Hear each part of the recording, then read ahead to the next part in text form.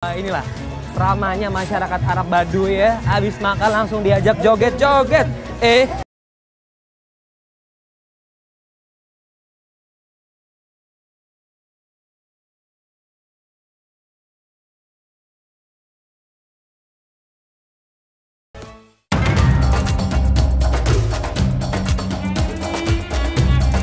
Selamat datang di Wadi Rum. Kali ini, saya akan mengajak Anda semua melihat lebih dekat kehidupan suku Baduy yang hidup di padang pasir. Masya Allah, sabal khair, ana maujud fi Wadi Rum. Masya Allah. Senang banget hari ini, saya akan keliling Wadi Rum.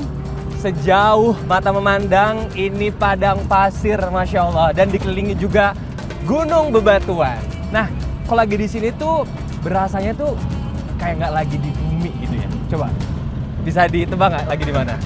Ini tuh berasa lagi di planet Mars. Bahkan para pengunjung atau wisatawan yang datang ke sini tuh memang menyebut Wadi Rum sendiri itu sebagai Mars yang ada di planet bumi. Wadi Rum memiliki luas lebih dari 700 km persegi. Lembah berwarna merah yang mirip dengan planet Mars ini dahulunya juga menjadi tempat tinggal kaum Nabatean. Sama seperti kaum Samud, kaum Nabatean juga menyembah berhala dan menolak untuk beriman kepada Allah Subhanahu wa Ta'ala.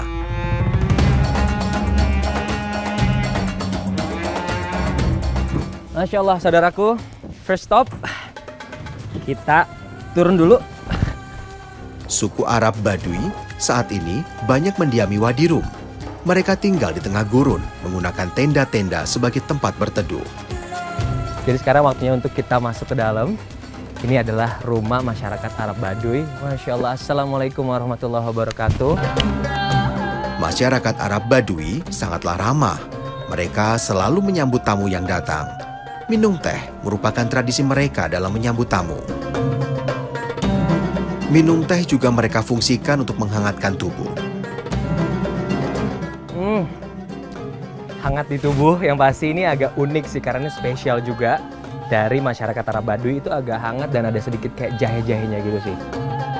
Meskipun udara terlihat terik menyengat, namun aslinya suhu udara di sini terasa dingin. Terlebih untuk saya yang biasa tinggal di iklim tropis.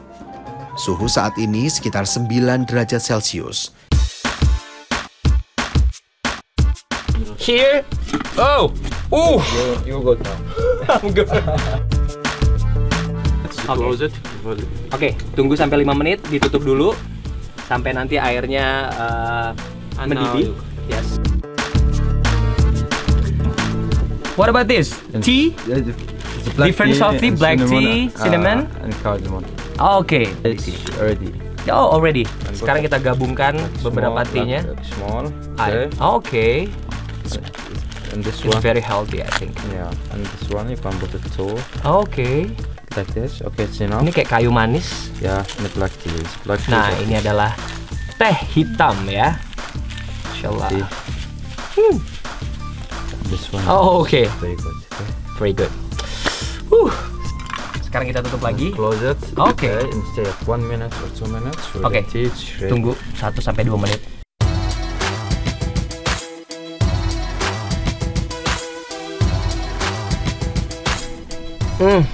Very sweet, but this is very healthy. Done. Okay. Thank you. Alhamdulillah, dapat perbekalan ini minuman teh yang begitu manis, jadi nanti saya bisa bawa selama perjalanan di Wadi Rum. Wadi Rum dikenal juga sebagai Lembah Bulan. Tempat ini memiliki gunung batu yang sangat ikonik, yang menjadikannya sebagai salah satu tempat yang menakjubkan di Yordania. Masya Allah, gunung bebatuan yang begitu indah. Saudaraku, sekilas mungkin suasananya terlihat panas dan matahari bersinar terik, tapi nyatanya tidak seperti itu. Ada kisah, dulu wilayah ini pernah dilalui oleh Nabi Muhammad SAW saat pertama kali berdagang ke wilayah Syam bersama pamannya Abu Thalib dan rombongan suku Quraisy. Mukjizat Nabi Muhammad terlihat saat ia berjalan, awan selalu menaungi dirinya hingga tak pernah terasa panas. Keberkahannya pun masih terasa hingga saat ini.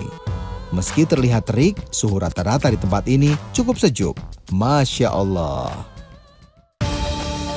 Waktu makan siang tiba. Teman saya, Ali, sudah mempersiapkan perbekalan. Namun kita harus memasaknya terlebih dahulu. Sekarang waktu kita untuk memotong-motong, ini ada tomat, ada ini bawang bombay, onions. What about this one? Ini macam mentimun gitu ya.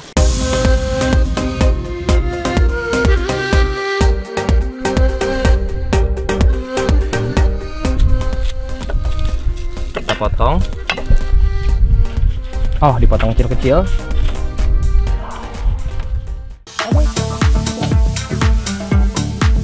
Tak perlu kompor dan bahan bakar, cukup manfaatkan alam.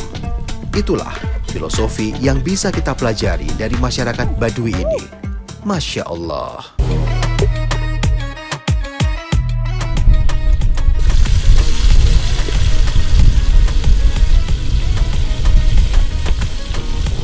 Oke.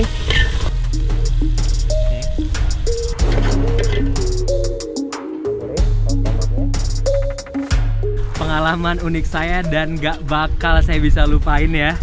Masak di tengah padang pasir. Tadi semua bumbu bahan-bahannya sudah dicampurkan dan kita tunggu dulu kurang lebih sekitar 10 menit. Ya udah, sekarang nikmati di tengah Wadi Rum. Lihat deh. Di keliling saya ini bukit atau gunung bebatuan yang Masya Allah indah banget beneran deh. Nikmat mana lagi yang kau dustakan? Masakan sudah siap, namun masih belum lengkap. Masih ada makanan khas Yordania, yaitu hummus. Hummus ini saus yang terbuat dari kacang-kacangan.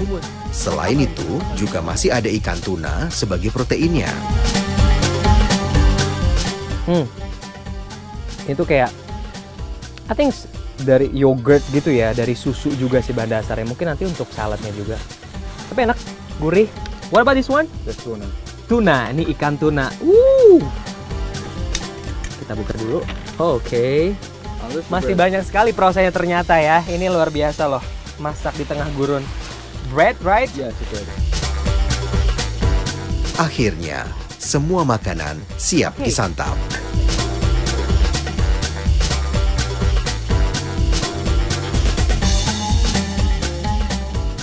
Saudaraku, sekarang waktunya kita makan. Come on, bismillahirrahmanirrahim. Nah, jadi cara makannya itu dipotong dulu rotinya ya. Kayak gini. Tuh, sama ya. Habis itu kita ambil. Ada ikan tuna.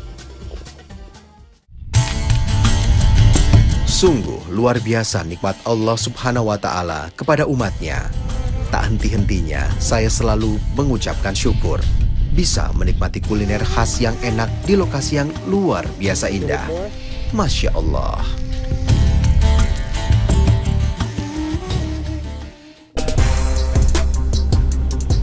Selesai makan siang, perjalanan kita lanjutkan. Ali mengajak saya menuju gunung batu yang dilukis oleh kaum terdahulu.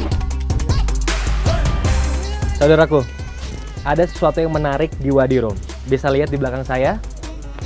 Di sana terdapat lukisan-lukisan yang kalau saya lihat itu bentuknya seperti unta ya. Mungkin zaman dahulu kala, orang-orang terdahulu itu memang punya kegiatan menggembala unta. Jadi sampai sekarang masih bisa kita lihat. Ini sesuatu yang menarik. Apakah lukisan ini dilukis oleh kaum Samud atau kaum Nabatean? Wallahu a'lam bishawab. Namun, dari gambar-gambar ini dapat saya simpulkan jika beternak dan menggembala unta ternyata sudah dilakukan oleh orang-orang terdahulu yang bermukim di Wadi Rum. Nah, sekarang saya sudah bertemu di sana, Masya Allah, ada saudara saya. Assalamualaikum warahmatullah. Ada Abu Hussein. How are you? Good, right? Marhaban, marhaban. Sahabat saya di sini dan beliau ini memang masih adalah penduduk asli Arab Baduy sendiri dan beliau ini juga melakukan peternakan atau penggembalaan unta sendiri. So how many camel here? In Wadi Rum? Yeah, Wadi Rum, or if you... A lot of camel in Wadi Rum. lot of hammock here. That's just camel, not free for the desert. All the family. Oh, oke. Masyarakat Arab Badui umumnya memiliki unta sebagai binatang ternak. Unta-unta ini dimanfaatkan susu dan dagingnya. Jadi memang untuk memberikan makan unta sendiri itu biasa di sini masih banyak sekali padang rumput ya, walaupun di tengah gurun masih banyak sekali tempat-tempat untuk makan. Unta merupakan hewan yang spesial. Al-Quran menyebut unta dalam berbagai ayat. Salah satunya di dalam surat Yasin ayat 71 hingga 72. Apakah mereka tidak melihat bahwa sesungguhnya kami telah menciptakan binatang ternak untuk mereka, yaitu sebagian dari apa yang telah kami ciptakan dengan kekuasaan kami sendiri, lalu mereka menguasainya. Dan kami tundukkan binatang-binatang itu untuk mereka. Maka sebagian menjadi tunggangan mereka dan sebagiannya mereka makan. Wah, Masya Allah. Seru banget ya. Ternyata masyarakat terdahulu, waktu dulu kan memang mereka juga mengembala unta. Jadi sampai sekarang juga masih beternak atau mengembala unta yang memang untuk diambil daging dan juga susunya itu sendiri. Masya Allah. Unta merupakan binatang peliharaan yang memiliki nilai jual tinggi. Selain itu, pada masa lalu, unta juga dimanfaatkan sebagai moda transportasi utama. So, how much if I want to buy this camel? Just 1,000 half. 1,000 half? Yes, 1,000 half. The same for him. Just another one. Huh? Just 2,000. 2,000? And for camel, for the milk, 3,000 maximum 3,000 half. Saudaraku, unta di sini belum seberapa. Dan saya akan mengajak Anda untuk melihat lokasi salah satu penggembalaan unta terbesar di wilayah ini.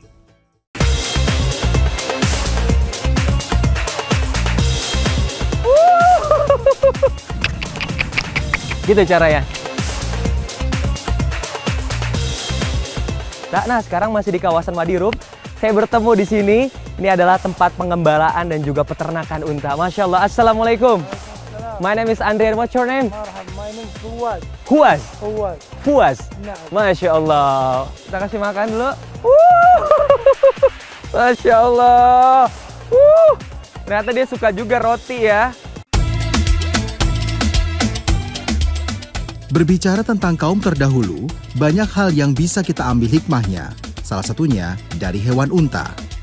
Ya, unta sangat identik dengan beberapa suku yang disebutkan dalam Al-Quran. Salah satunya adalah kaum Samud. Kaum Samud hidup pada zaman Nabi Saleh alaihi salam. Namun, kaum Samud dimusnahkan oleh Allah Subhanahu wa Ta'ala akibat kesombongannya dan ingkar terhadap Allah Subhanahu wa Ta'ala. Kalau nama untanya sendiri siapa nih? Ada nama-namanya nggak? هذه رحمة، هذه مزيونة. Rahma, Mazyuna. Mazyuna. Yang lainnya? Yang lain? شودة. Syudah. Masya Allah. Jadi hafal semua nama-namanya ya.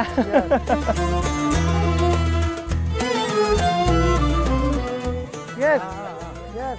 It's safety, right?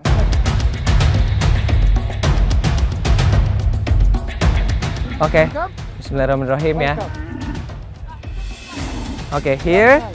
Bismillahirrahmanirrahim. Saya nyoba pertama kali untuk naik unta. Agak sedikit deg-degan nih naik unta pertama kali. Masya Allah, tabarakallah. Allahu Akbar, Allahu Akbar. Wow, wow. Masya Allah. Help me please ya. Ini sebenarnya saya excited banget naik unta untuk pertama kalinya, saudaraku ya. Beternak unta sudah dilakukan oleh kaum Samud dan kaum Nabatean yang mendiami wilayah Al-Hijr, Wadi Rum hingga ke Petra. Ho, ho, ho, ho, ho. Nah, itu cara memanggil unta di sini ya. Ta'al, ta'al, ta'al.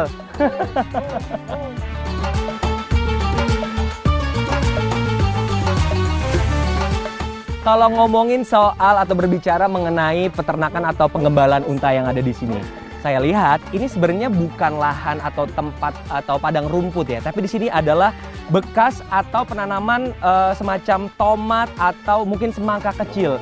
Jadi mereka mungkin ditaruh di sini atau diternakan di sini atau diberi makan di sini. Mereka jadi kayak langsung bisa makan juga sisa-sisa buah-buahan yang mungkin membusuk atau yang tidak bisa dijual kembali. Masya Allah.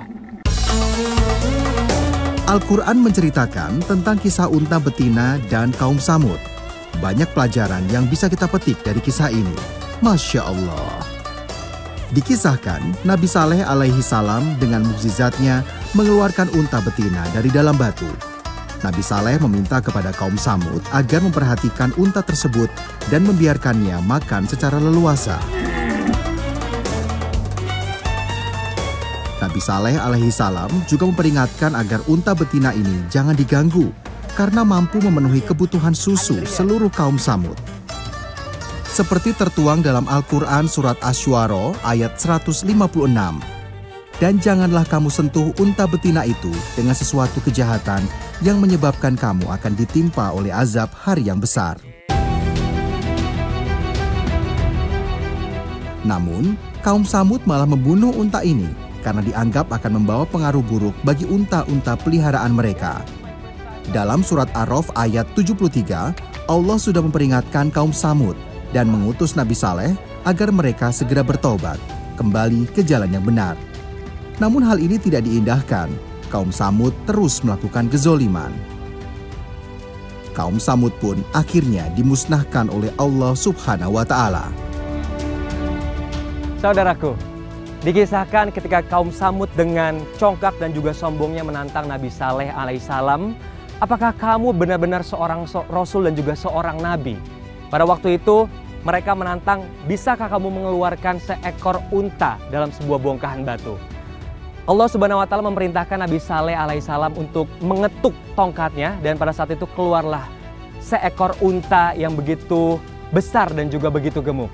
Namun karena memang kaum Samud dikenal dengan kesombongan dan juga keangkuhannya, mereka tidak percaya. Mereka menginformasikan bahwa ini hanyalah sebuah sihir belaka.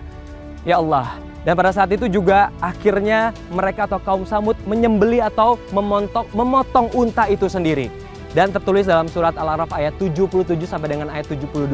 Di situ tertulis bahwa kaum Samud membunuh unta pada saat itu dan Allah memberikan azab yang begitu pedih.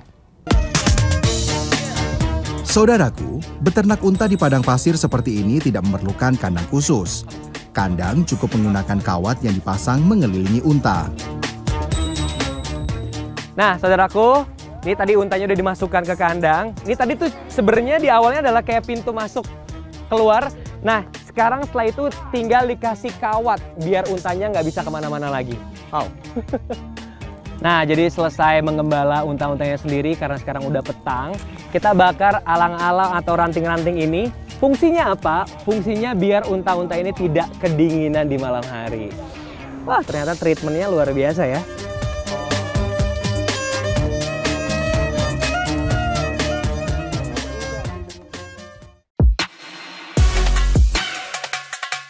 Oke saudaraku, sekarang kita melihat proses untuk pembuatan daging ayam sendiri.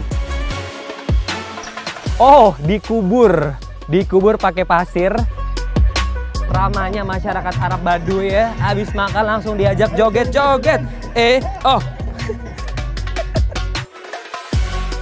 Dahulu kaum Samud pernah menyembah berhala dan juga mengingkari Nabi Saleh alaihissalam hingga akhirnya Allah Subhanahu wa Ta'ala mengutuk dan juga memberikan azab yang begitu pedih.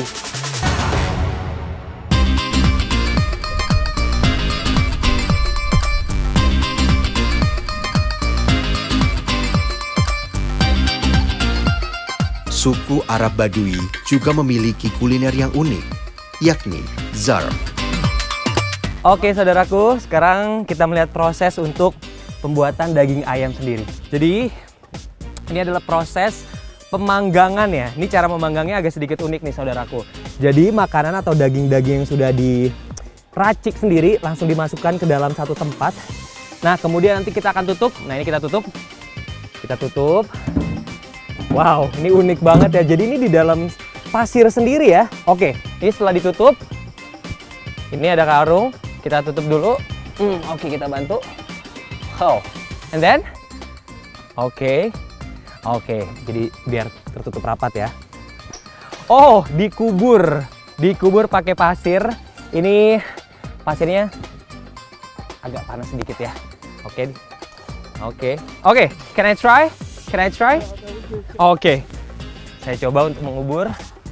Wow, ini proses pembuatan yang cukup unik ya. Very unique. Oh, ini kayaknya sudah cocok nih saya tinggal di sini nih. Zarb merupakan barbeque ala gurun pasir. Untuk memendam makanan ya atau proses membuat makanan ini itu sekitar 2 jam. Kita diamkan dulu, setelah itu baru nanti kita buka. Wow, gimana rasanya ya? Kayaknya unik banget sih.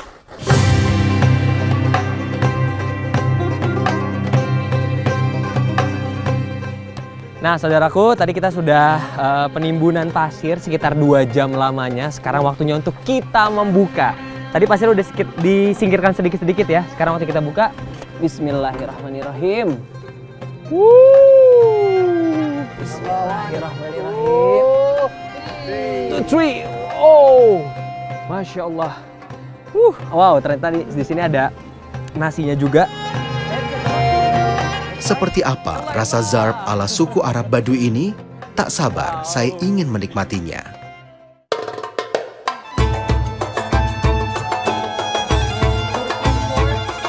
Ini dia nasi yang kita tunggu-tunggu. Yang tadi sudah sempat kita proses, ditumpuk di dalam pasir. Wow, selama kurang lebih 2 jam. Ini oke, kita coba taruh di atasnya. Oke, ini juga boleh. Malam hari ini bener-bener ya kita makan banyak, Masya Allah. Dan ini yang kita tunggu-tunggu. Oke, it's one, it's enough. Oke, thank you so much. Wow, dapat kentang juga, Masya Allah. Oke, apalagi mau dikasih? Masya Allah.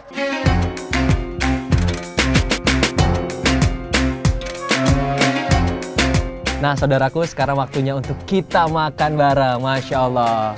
This is zarb. Zarb. Oh, Masya Allah. Traditional food Bedouin underground. Oh, oke. Jadi ini makanan tradisional. All the people Bedouin you food for this.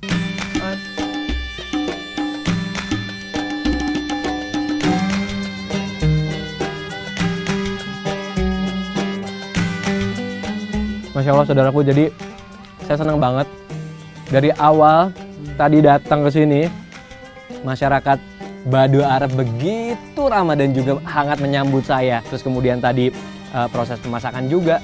Sampai malam hari ini bener-bener ya, mereka tuh lucu-lucu banget. Lucu-lucu, hangat, murah senyum, dan yang pasti helpful. Itu udah pasti. Jadi, wah senang banget sih aku di sini. Masya Allah. Ali. Oh ya ngomong-ngomong, saya tadi pada saat datang langsung, my name is Andrian. Oh, you're Ali. Oke, my name is Ali here. Thank you, bro.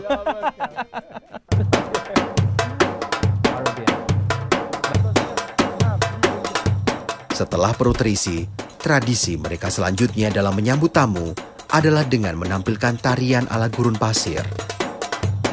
Hey, kita joget bareng, Masya Allah. Inilah ramanya masyarakat Arab Baduy ya. Habis makan langsung diajak joget-joget. Diiringi musik padang pasir, saya pun kembali semangat menari bersama mereka. Berputar-putar mengikuti iringan musik, menambah suasana menjadi semakin seru. Bro, come on. Sorry. You go sleep I'm here. so tired. Thank you. I can sleep here? Yes. Okay, thank you, brother. Bye-bye. Aduh, udah capek banget dari tadi. Habis makan, ngedance bareng. Thank you so much. Yeah, welcome. Tonight, oke. Udah ngantuk banget sekarang, jadi udah boleh tidur sekarang di sini ya. Saudaraku, udah capek banget dari tadi. Sekarang waktunya saya tidur dulu. Ini kayak pas banget tidur di sini. Waktu menunjukkan pukul 00. Waktunya saya istirahat. Oke. Thank you so much. Thank you so much. Thank you so much. Bye. Have a good night. Have a good night.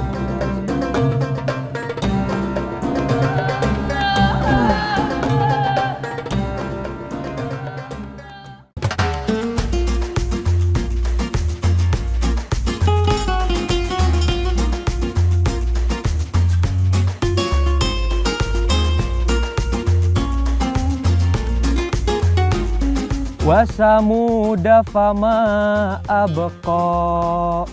Dan kaum Samud tidak seorang pun yang ditinggalkannya hidup.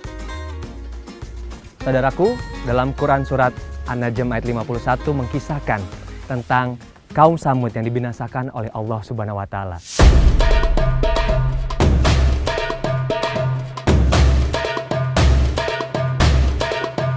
Saudaraku, masih berada di satu garis dengan Wadi Rum. Saya melanjutkan perjalanan menuju Madain Saleh, Al-Hijr atau Hegra yang dalam bahasa Arab disebut Madain Saleh atau Kota Nabi Saleh yang merupakan bagian dari wilayah Al-Ula.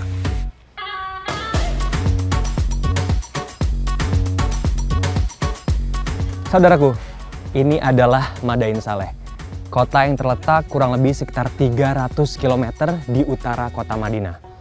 Dahulu tempat ini sangat dijauhi oleh Nabi Muhammad SAW. Namun sekarang pemerintah Saudi Arabia membangun secara masif tempat ini menjadi destinasi wisata unggulan yang akhirnya bisa mendatangkan wisatawan mancanegara hingga public figure dunia.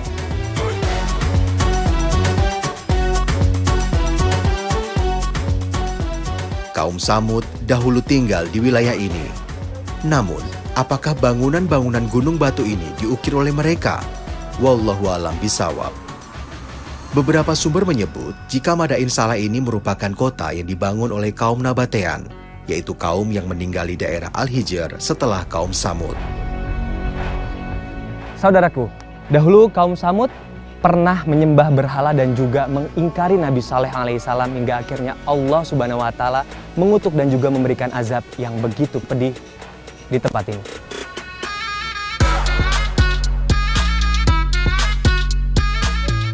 Al-Quran menyebut jika kaum Samud mempunyai kemampuan memahat gunung batu menjadi bangunan. Seperti dalam surat Asy-Syu'ara ayat 149. Dan kamu pahat dengan terampil sebagian gunung-gunung untuk dijadikan rumah. Selain itu, Allah juga berfirman dalam surat Al-Fajr ayat 9. Tidakkah engkau perhatikan pula kaum Samud yang memotong batu-batuan besar di lembah? Saudaraku, bisa dilihat ini adalah penggambaran kaum Samud terdahulu. Ini seperti kaum Samud laki-laki dan ini adalah penggambaran kaum Samud wanita. Kalau tadi kita lihat di sana agak sedikit berbeda, ini menggunakan baju berwarna putih dan juga baju berwarna ungu. Selain membuat gunung menjadi rumah, mereka juga membuat ruang pertemuan hingga makam. Saudaraku, nggak semua tempat itu bisa kita masukin. Ini kenapa dibuat biar kita tuh bisa lebih mengetahui kondisi di dalam bangunan itu sendiri. Nah, ini tuh ada beberapa shelf, kurang lebih sekitar 12 shelf atau apa ya? Shelf itu tempat intinya untuk menguburkan para jenazah. Jadi setelah nanti jenazahnya sudah masuk ke sini, kemudian menjadi tulang, hingga akhirnya mereka dikuburkan di tempat ini. Jadi bergantian. Saudaraku, bisa dilihat di sebelah kanan saya, ini ada peninggalan tulisan-tulisan dari kaum Samud. Bisa lihat sebelah sini. Dan juga ada di sebelah sana.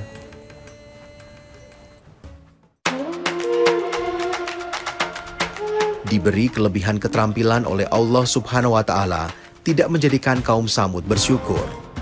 Mereka malah membuat kerusakan di muka bumi ini dengan tidak mau beriman kepada Allah Subhanahu wa taala. Saudaraku, di dalam Al-Quran sendiri terdapat beberapa surat yang membahas kisah kaum Samud. Salah satunya adalah surat Al-Haqqah ayat 4-5. Kala itu kaum Samud dan juga kaum Ad mendustakan hari kiamat hingga akhirnya dibinasakan oleh Allah Subhanahu wa taala. Allah Subhanahu wa taala membinasakan kaum Samud tanpa sisa. Azab itu berupa gempa bumi dan petir. Sebelumnya, Nabi Saleh alaihi salam telah memperingatkan mereka untuk bertaubat dan meninggalkan berhala yang selama ini mereka sembah.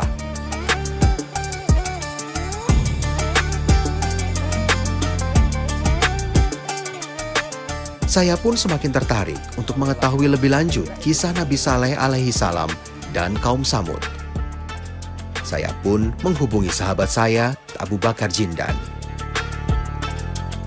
Kisah kaum Samud dan juga peninggalannya masih ada sampai sekarang. Nah, dahulu mereka diazab oleh Allah Subhanahu wa taala karena tidak mau beriman. Boleh dijelaskan mengenai kisah Nabi Saleh alaihissalam yang berdakwah kepada kaum Samud? Nabi Saleh alaihi salam berdakwah kepada kaum Samud di zamannya setelah datangnya kaum Ad dan dihancurkannya kaum Ad oleh Allah Subhanahu wa taala karena tidak mendengarkan apa yang dikatakan oleh Nabiullah Hud alaihi salam. Sehingga Nabiullah Saleh alaihi salam datang beberapa abad setelahnya, yang mana di abad tersebut setelah hancurnya kaum Ad, datanglah kaum Samud. Mereka tidak mengambil ibrah ataupun mengambil hikmah yang terjadi kepada kaum Ad. Mereka tetap menyembah kepada berhala, mereka tetap meninggalkan ajaran Allah Subhanahu wa taala. Mereka mengatakan bahwasanya ajaran yang diajarkan turun-temurun oleh leluhur kami adalah menyembah berhala yang ada di hadapan kami ini, yang diwariskan secara turun-menurun. Maka yang engkau ajak kami kepadanya, wahai Saleh, yaitu menyembah Allah Subhanahu wa taala, adalah sesuatu yang mana sesuatu ini adalah sesuatu yang bodoh, yang tidak dilakukan oleh leluhur kami. Allah Subhanahu wa taala mengazab mereka dengan teriakan yang sangat keras dari malaikat. Saudaraku, apa pelajaran dan juga hikmah yang bisa dipetik dari kisah kaum Samud? Ketika kita diberikan rizki, harta, atau apapun, janganlah pernah berlaku sombong. Karena itu tidak ada apa-apanya dibandingkan dengan kuasa Allah Subhanahu wa taala. Alhamdulillah, satu lagi jejak Al-Quran terungkap dari buminya Allah di Madain Saleh, Saudi Arabia.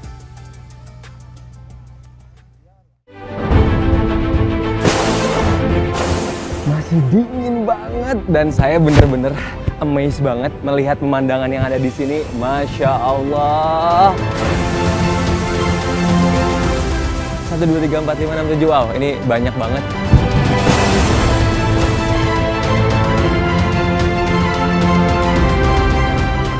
Ini agak deg-degan sekali pertama kali saya bawa traktor. Sorry sir ya, this is my first time.